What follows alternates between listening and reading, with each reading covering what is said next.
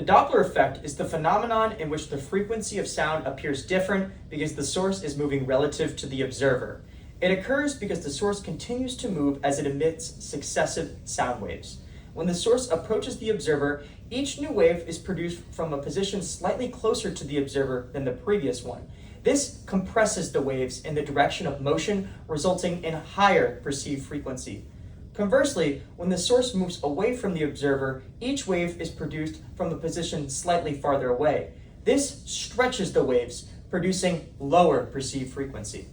A common example occurs when an ambulance or other vehicle with siren passes an observer.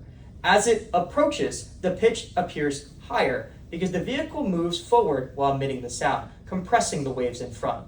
After it passes, the pitch drops because the waves are being stretched out. The magnitude of the Doppler shift depends on the speed of the source relative to the observer. Faster movement produces more pronounced changes in pitch, while slower movement produces subtler changes.